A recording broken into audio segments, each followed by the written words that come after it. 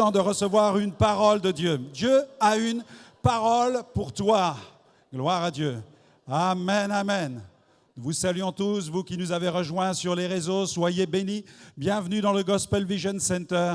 Et je vous invite à prendre place quelques instants. Nous allons ouvrir la Bible ensemble dans Luc chapitre 24, verset 49. Luc 24, verset 49, où il est question d'un manteau dont Dieu désire nous habiller.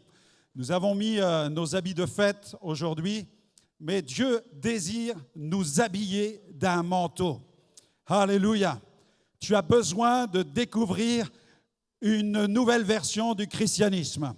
Tu as besoin de découvrir une version réactualisée du christianisme, celle qui est apostolique. Gloire à Dieu. C'est la version que Jésus pratiquait, c'est la version que les apôtres aussi ont pratiquée, c'est la version de l'Évangile qui transforme les vies. Amen. L'Évangile a le pouvoir de transformer nos vies. Dieu a la capacité de produire en nous une nouvelle destinée. Déclare à ton voisin, nouvelle destinée. Dis-lui, nouvelle destinée pour toi. Gloire à Dieu. Je suis tellement heureux d'être un enfant de Dieu. Je suis un enfant de Dieu, je suis un fils de Dieu. Et Dieu fait de nous des fils et des filles de rois. Avant, on m'appelait le fils de la sorcière. Il y a quelqu'un dans la salle? Avant, on m'appelait le fils de la sorcière parce que ma mère était sorcière. Donc, je suis né dans la religion, mais je suis né aussi dans un cabinet de consultation. Avec ma mère qui pratiquait la voyance, la magie, le spiritisme, la divination et toutes sortes de choses. Elle avait son cabinet de consultation. Et ma vie était une vie tourmentée, celle de mon père, de mon frère, de ma sœur. Nous avions à la maison du surnaturel. Il y avait des phénomènes de déplacement d'objets, des poltergeists. Les objets se déplaçaient dans la maison. Il y avait des apparitions, il y avait des spectres. La nuit, des mains touchaient mon corps décollait en lévitation. Mais Dieu soit béni, le 5 février 1985, j'ai été confronté au surnaturel divin. J'ai été confronté à la présence de Dieu. J'ai rencontré Dieu. Dans la rue, sur la place publique, j'ai fait une rencontre extraordinaire avec Dieu qui a bouleversé ma vie. Et Dieu a fait de moi ensuite un prédicateur de l'Évangile. Gloire à Dieu. L'apôtre Paul disait, moi, apôtre, prédicateur de l'Évangile. Il n'y a rien de plus merveilleux que de prêcher la bonne nouvelle. Jésus peut nous transformer. Ma vie a été libérée de la sorcellerie, ma mère libérée de l'esprit de divination. Ma petite sœur de 6 ans, qui pratiquait le spiritisme à l'âge de 6 ans, a été guérie et restaurée. Mon père, qui souffrait d'un ulcère cancéreux à l'estomac, a été guéri. Mon frère, libéré du tabac, de la drogue et des boîtes de nuit. Toute la famille, en quelques jours, a été libérée par l'Évangile. L'Évangile est une puissance de délivrance. Jésus a dit, je suis venu pour ceux qui sont malades, pas ceux qui ont la prétention d'être bien portants. Quelqu'un dira peut-être ce matin, pasteur, mais vous êtes en train de parler des gens qui ont des problèmes et moi, je n'ai pas de problème. L'Évangile n'est pas fait pour moi, il est fait pour les gens à problème.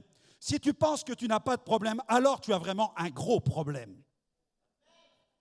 Ça va, il y a quelqu'un dans la salle avec moi ce matin. Jésus dit, je viens pour ceux qui reconnaissent qu'ils sont malades à l'intérieur d'une maladie que seul Dieu peut guérir. Jésus dit, je ne viens pas pour les propres justes, mais pour ceux qui sentent au fond d'eux-mêmes cette incapacité à se rendre justes. Il vient pour les injustes. Et il vient pour nous transformer. Et lui est capable de le faire. Parce qu'il a vécu la vie la plus parfaite qui soit en donnant sa vie sur la croix pour nos péchés. Lui seul pouvait donner sa vie sur une croix parce qu'il a vécu sur la terre sans péché. Il est né sans péché. C'est le Verbe incarné. Jésus est venu sans péché. Il a vécu sans péché. Il est mort sur la croix pour nos péchés. Il est ressuscité parce qu'il était sans péché. Ressuscité le 3e jour. Il est apparu à une grande nuée de témoins, ensuite il est remonté dans la gloire, et là, auprès du Père, élevé et couronné, il a reçu du Père le Saint-Esprit qu'il a répandu. Gloire à Dieu. Et le Saint-Esprit a été répandu, et comme nous le lisons dans l'Évangile de Luc, versets 24 à 49, voici, Jésus prophétise à ses disciples, je vais envoyer sur vous ce que mon Père a promis, mais vous, restez dans la ville jusqu'à ce que vous soyez revêtus de la puissance du Saint-Esprit. Littéralement, jusqu'à ce que vous soyez habillés ou enduits du Saint-Esprit. Parce que la Bible nous parle du Saint-Esprit, elle nous donne quelques analogies concernant la personne du Saint-Esprit. Elle le compare à un moment à une forme de colombe, elle le compare à un vent, elle le compare à un feu, elle le compare aussi à une huile. Donc Dieu désire nous habiller. Il désire que l'huile sainte puisse vraiment être déversée sur nous. Dieu veut nous revêtir pour que nous devenions puissants face à toutes les formes d'harcèlement satanique que la terre subit. Il y a des entités qui luttent contre l'humanité. Il y a des puissances dans l'invisible qui luttent contre nous. La Bible nous parle du diable. Jésus a enseigné sur le diable. La parole de Dieu enseigne aussi sur les entités, sur les démons. Moi, j'ai découvert les choses diaboliques avant de découvrir celles de Dieu. Il faut dire qu'à l'époque, les seules fois où j'ai eu des sentiments chrétiens, j'allais à l'église pour prendre l'offrande du prêtre. Donc, c'était les seules fois où j'avais des sentiments religieux, c'est pour vous dire. Et puis, le prêtre venait à la maison pour faire tourner les tables du spiritisme avec ma mère.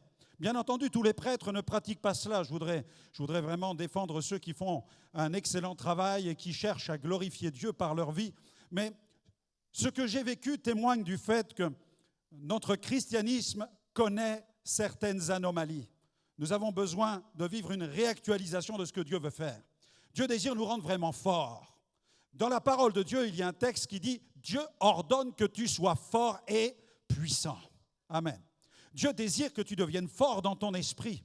Tu n'es pas qu'un corps. Tu n'es pas non plus qu'une âme et un corps. Tu es aussi une âme, un esprit et un corps. Tu es un esprit habitant un corps.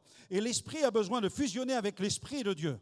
Dieu nous a créés avec cette capacité de penser au domaine spirituel.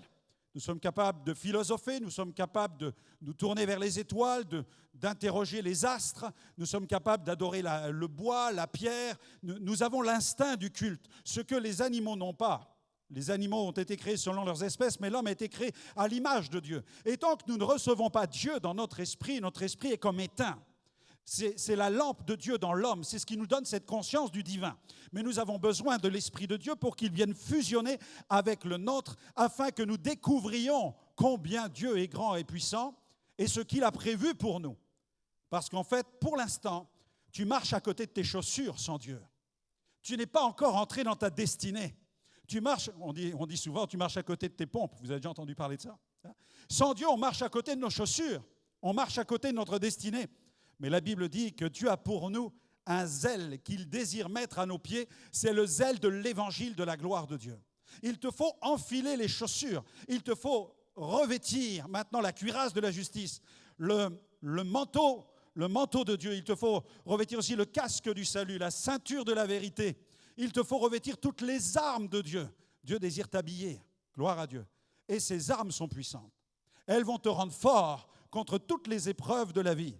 Elles vont te rendre vraiment invincible, gloire à Dieu. Et si Dieu désire nous habiller, c'est parce que lui, dans la parole, nous le voyons comme étant revêtu. Il est habillé d'une robe. C'est ce qu'on découvre dans Daniel 7, 9 à 10. Il est écrit, je regardais, le prophète Daniel regardait, pendant que l'on plaçait des trônes, et l'ancien des jours, c'est-à-dire Dieu, s'assit. Son vêtement était blanc comme la neige, et les cheveux de sa tête étaient comme de la laine pure.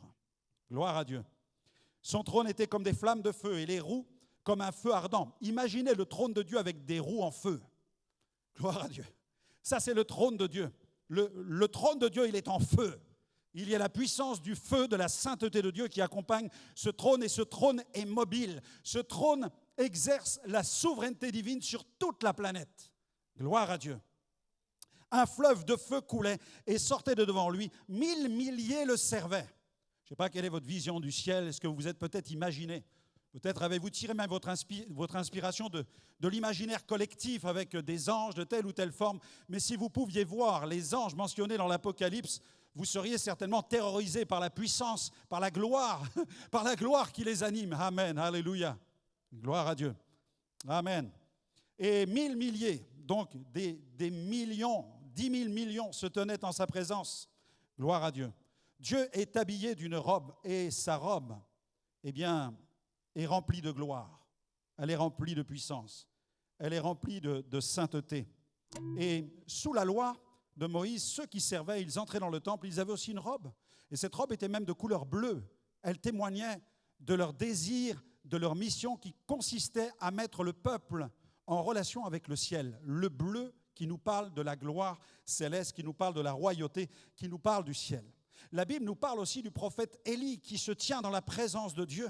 Il a servi l'Éternel, il a accompli des miracles et il va se réfugier dans une caverne où là il cherche à entendre la voix de Dieu. Il vit de véritables pressions sur son âme et il a besoin de retrouver un contact intime avec Dieu. Alors Dieu va le visiter, la terre va trembler, il va y avoir comme un vent puissant. Et face à ces phénomènes, la Bible nous dit que Dieu a produit ces phénomènes, mais que Dieu n'était pas dans ces phénomènes. En fait, Élie avait besoin de découvrir Dieu dans son intimité. Et Dieu l'a rencontré avec un murmure doux et léger. Voilà, cette douce présence de Dieu. Et c'est alors que le prophète Élie s'est enveloppé. Il a pris son manteau et il s'est enveloppé dans son manteau pour garder à l'intérieur le murmure doux et léger de Dieu. Ce que tu entends ce matin, il faut que tu le gardes.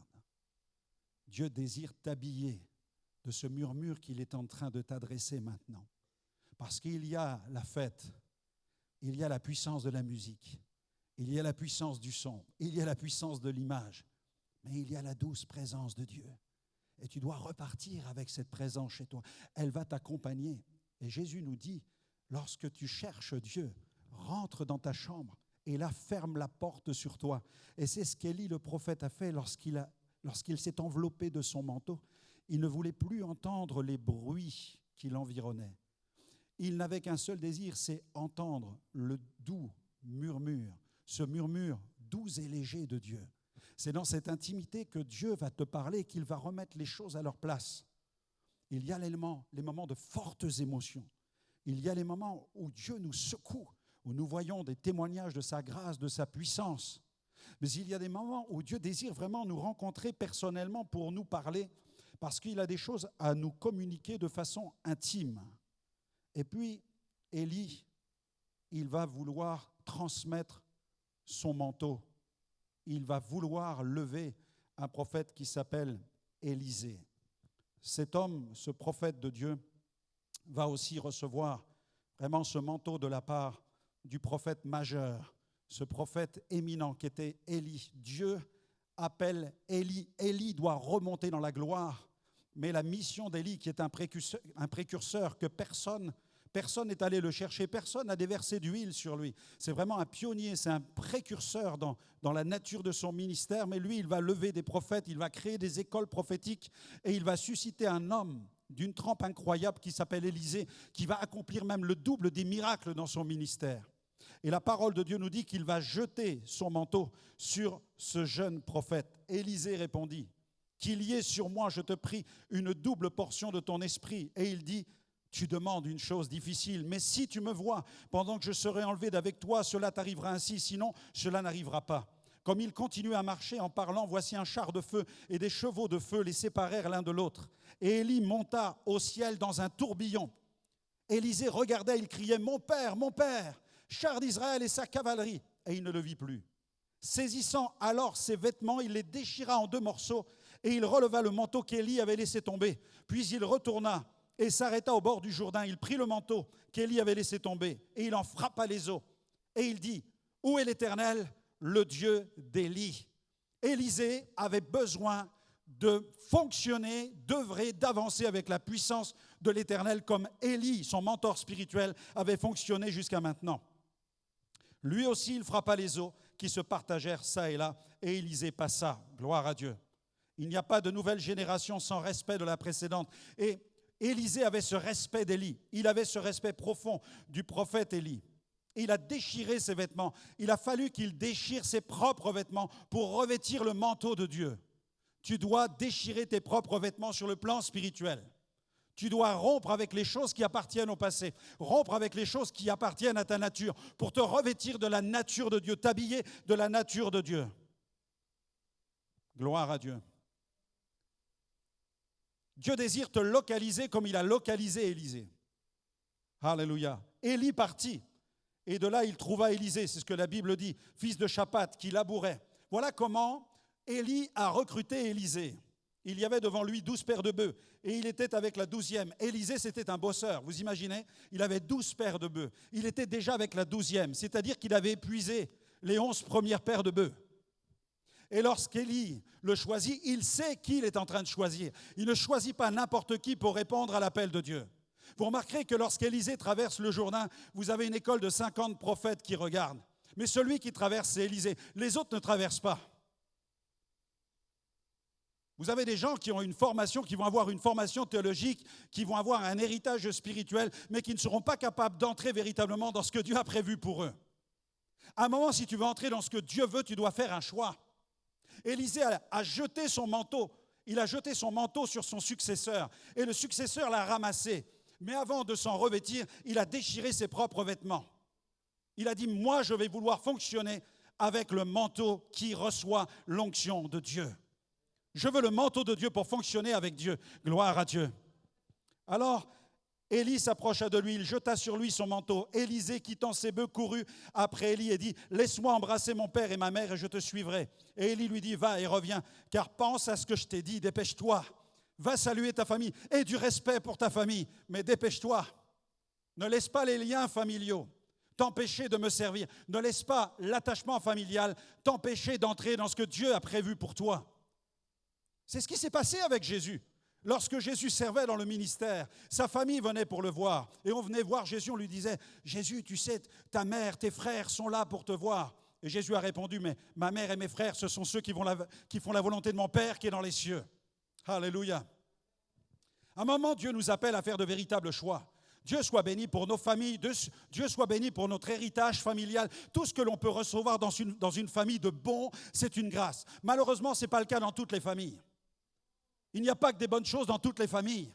Moi, l'héritage familial, c'était celui de la sorcellerie. Ce n'était pas un bon héritage. L'héritage à la maison, c'était la violence aussi entre mon père et ma mère. Dès ma plus tendre enfance, j'étais le témoin des actes entre mon père et ma mère. J'ai grandi dans cet héritage-là.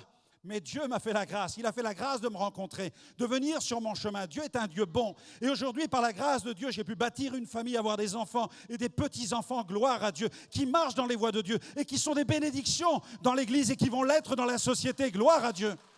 L'Évangile est une puissance qui transforme. Élisée est allé saluer la famille. Et ensuite, il a suivi le prophète. Alléluia. Gloire à Dieu. Et il va y avoir plusieurs localisations dans son parcours derrière Élie, parce qu'il le suit à la trace. Il marche derrière le prophète. Le jeune Élisée ne cesse pas de marcher derrière le prophète Élie.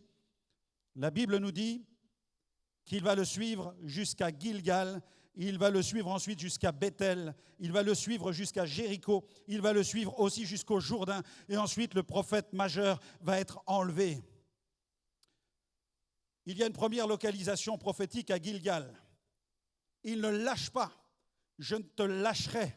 Il ne veut pas lâcher le prophète tant qu'il n'a pas reçu la bénédiction. Il veut recevoir la bénédiction. Et c'est alors que le prophète va jeter sur lui ce manteau. Gloire à Dieu. Il le suit jusqu'à Gilgal. Et dans la Bible, Gilgal, c'est le lieu symbolique de la circoncision. Josué 5, 2 à 9. Il écrit, en ce temps-là, l'Éternel dit à Josué, « Fais-toi des couteaux de pierre et circoncis de nouveau les enfants d'Israël. » L'Éternel dit à Josué, « Aujourd'hui, j'ai roulé de dessus vous l'opprobre de l'Égypte. C'est pourquoi ce lieu fut appelé Gilgal jusqu'à ce jour. » Gilgal, c'est vraiment un symbole important pour le jeune prophète. Il faut qu'il passe par Gilgal, au lieu de la circoncision. La circoncision nous parle de cette marque dans la chair. De la même manière, si nous voulons servir Jésus, la Bible dit que ceux qui sont à Jésus-Christ ont crucifié la chair avec ses péchés. On ne devient pas chrétien par accident. On ne devient pas chrétien parce qu'on aime la louange, parce qu'on aime la bienveillance de cette Église. On devient chrétien parce qu'on aime Dieu, on aime Jésus. On veut changer de vie, on ne veut plus marcher dans la chair, on veut marcher dans le Saint-Esprit. Ceux qui sont en Jésus-Christ ont crucifié la chair avec ses péchés. Et Paul dit, marchez par l'Esprit, vous n'accomplirez pas les désirs de la chair. La première localisation, c'est celle-ci. Élie le localise à Gilgal et le jeune prophète accepte d'aller jusqu'à Gilgal. Mais il continue sa route, son itinéraire, le prophète Élie. Et il regarde derrière et il voit qu'Élisée est toujours là. Il est toujours en train de le suivre. Et là, il l'emmène à un autre endroit. Il se dirige cette fois-ci à Bethel. Bethel, la maison de Dieu. Genèse 28. Il arriva à un certain lieu, il y passa la nuit. Il s'agit de Jacob. Il eut un songe. Une échelle était appuyée sur la terre. Son sommet touchait au ciel. Jacob s'éveilla et dit, « Certainement l'Éternel est en ce lieu. » Et il appela ce lieu Bethel. Gloire à Dieu. Élie désire qu'ils le suivent jusque Bethel, le lieu de la maison de Dieu, le lieu où Dieu manifeste sa puissance, le lieu où Dieu visite. Il y a eu plusieurs visitations dans la vie de Jacob. Il y a le combat avec cet être mystérieux pendant toute une nuit. Il va être frappé à l'emboîture de sa hanche. Toute sa vie, il va boiter, mais il sera transformé. Il ne fuira plus comme il l'a fait jusqu'à des périodes très longues où il avait fui son frère Ésaü. Il était terrorisé à l'idée de rencontrer tout à nouveau son frère Ésaü. Mais lorsque Dieu l'a rencontré, brisé à l'endroit de la hanche, il ne pouvait plus courir, il ne pouvait plus s'enfuir. Et le jour est venu où il a dû régler ses affaires avec Ésaü, son frère. Gloire à Dieu. Et puis il y a ce jour de l'échelle de Jacob, où là, il va avoir une vision de l'échelle, d'une échelle, le long de laquelle des anges de Dieu montent et descendent. C'est le symbole de la présence de Dieu. Jacob a goûté à la maison de Dieu. Il sait ce que c'est que la maison de Dieu. Il sait ce que c'est que Péniel. Il sait ce que c'est que Bethel. Il sait ce que signifient ces lieux où Dieu se révèle avec puissance. Si nous voulons marcher avec Dieu, nous devons vivre une rencontre de Dieu. Alléluia. Tu n'es pas appelé à accepter un nouveau système religieux qui serait meilleur que ton ancien système. Nous ne sommes pas là pour vendre un système beaucoup plus moderne que celui qu'on a hérité de la religion traditionnelle. Non, non. Si tu penses que notre Église a cette vocation de transmettre une autre version du christianisme, une version qui serait améliorée ou modernisée, tu n'as pas compris le sens de cette réunion. Le sens de cette réunion, c'est expérimenter Dieu, c'est rencontrer Dieu, c'est voir Dieu agir dans notre vie. La première fois que Dieu a agi dans ma vie, c'est sur la place publique, comme je vous le disais tout à l'heure. Mais c'est quelques heures plus tard, dans une petite communauté chrétienne, près de la frontière belge, où là j'ai entendu l'évangile. Et le pasteur a lancé un appel. Je me suis déplacé, je suis venu sur le devant. L'Esprit de Dieu est venu sur moi. Et là, j'ai fait un voyage au Niagara céleste. Je me suis écrasé sur ma chaise. J'ai été visité, vivifié. J'ai eu une vision du trône de Dieu. J'ai vu un fleuve qui sortait de ce trône. Ce trône m'a percuté de plein fouet.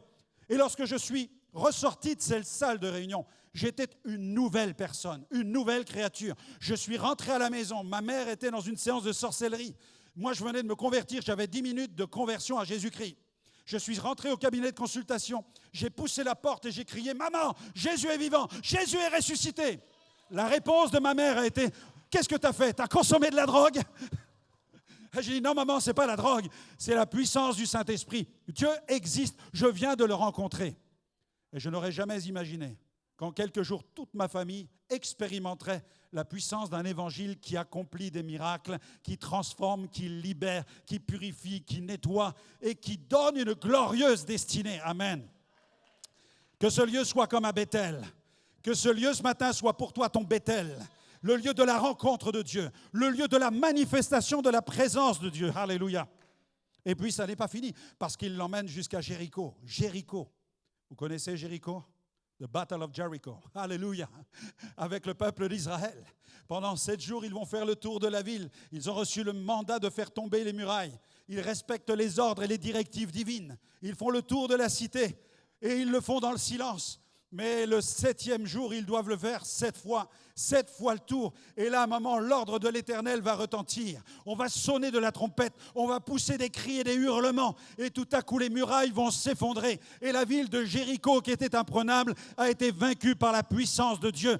Il y a des Jérichos dans ta vie, il y a des forteresses dans ta vie que nul ne peut faire tomber. Des forteresses de liens, des forteresses d'esclavage, des forteresses d'aliénation et de dépendance. Mais au nom puissant de Jésus, nous pouvons pousser un cri ce matin et déclarer que les murailles vont tomber dans ta vie par la puissance de Dieu. Les murailles s'effondrent. Les murailles s'effondrent. Les choses contre lesquelles tu te bats depuis des années et desquelles tu ne parviens pas à te défaire, au nom puissant de Jésus, tu peux en être maintenant délivré. Il brise les verrous de fer, il renverse les portes de prison, il brise les verrous d'airain par la puissance de son esprit. Invite-le. N'as-tu pas entendu Karen qui prêchait tout à l'heure? Si quelqu'un demande, il reçoit. Si quelqu'un frappe, on lui ouvre. Si quelqu'un cherche, il trouve. Gloire à Dieu. L'évangile, c'est aussi simple que cela. Tout ce que vous demanderez par la prière avec foi, croyez que vous l'avez reçu, dit Jésus, et vous le verrez comment? Vous le verrez s'accomplir. Alléluia. Tout ce que vous demanderez par la prière avec foi, croyez que vous l'avez reçu, c'est-à-dire, cela t'appartient. C'est à toi. Ta guérison t'appartient. Ta délivrance t'appartient. Ta destinée t'appartient. Il te suffit simplement d'accepter Jésus comme étant celui qui va diriger maintenant ta destinée. Et puis, il y a maintenant Le Jourdain, quatrième localisation. Là aussi, le prophète Élisée va le suivre jusqu'au Jourdain. Josué 3, 15, 16. Quand les sacrificateurs qui portaient l'arche furent arrivés au Jourdain et que leurs pieds se furent plongés dans le bord de l'eau, les eaux qui descendaient d'en haut, s'arrêtèrent. Amen. Le Jourdain, c'est un lieu mythique. Tous ces lieux dont je vous parle ce matin, que ce soit Bethel, que ce soit Gilgal, que ce soit Jéricho, que ce soit le Jourdain, ce sont des lieux mythiques, ce sont des lieux prophétiques, des endroits prophétiques. Et le prophète Élie est habité par l'esprit prophétique. Et il les emmène dans ces endroits. Il emmène le jeune homme dans tous ces endroits parce qu'il désire construire, bâtir en lui une culture prophétique pour son ministère. Il désire qu'il puisse véritablement avoir conscience des moments charnières qui ont marqué l'histoire d'Israël. Ces moments, il doit les intégrer dans sa vie spirituelle pour pouvoir véritablement servir le Dieu qu'il veut servir. Le manteau de Dieu. Il va ramasser le manteau. Il va frapper les eaux. Les eaux vont se séparer. Il va pouvoir entrer dans sa destinée. Gloire à Dieu. La foi, c'est l'action. La foi, c'est l'action. Le manteau. Jésus portait un manteau. Et il portait aussi une pièce d'étoffe carrée, avec à chaque extrémité des franges, qu'on appelle les tzitzit. Et au milieu de ces franges, il y avait un cordon bleu. Et ces franges symbolisaient les 613 commandements et ordonnances du Pentateuque. Et une femme souffrant d'une perte de sang était privée d'accès au temple parce qu'elle était déclarée impure par la loi de Moïse. Cette pauvre femme vivait repliée sur elle-même, mais elle a entendu parler de Jésus. Elle a entendu parler des guérisons qu'il accomplissait, des miracles qu'il accompagnait. Et un jour, elle s'est introduite dans la foule et elle voulait atteindre Jésus. Jésus est passé très proche d'elle et elle a vu la pièce d'étoffe que les Juifs pieux portent sur eux-mêmes pour la prière, le châle de prière. Et elle s'approche et elle saisit le bord du vêtement, elle attrape les franges du vêtement de Jésus. C'est un acte vraiment paradoxal parce que la première fois que j'ai lu ce passage, je me suis dit, mais pourquoi cette femme saisit-elle dans la main ce cordon bleu qui symbolise cette loi qui la condamne? Où trouve-t-elle son espérance? Mais quand on approfondit les Écritures, on découvre qu'il y a dans la loi de Moïse, il n'y a pas seulement des règles, des lois menaçantes qui nous mettent face à nos péchés, mais il y a aussi une fenêtre d'espérance. Dans le livre de Deutéronome, il y a une promesse qui dit « Je vous susciterai un libérateur, le Messie, gloire à Dieu. » Et cette femme, quand elle attrape la loi, elle est en train de dire « Je ne peux rien faire contre la loi, car la loi me condamne. Mais je peux croire dans la promesse prophétique contenue dans la loi, cette promesse d'un libérateur qui doit venir. Et en saisissant le bord du vêtement de Jésus, elle est en train d'adresser à Dieu cette prière, que le Messie me guérisse.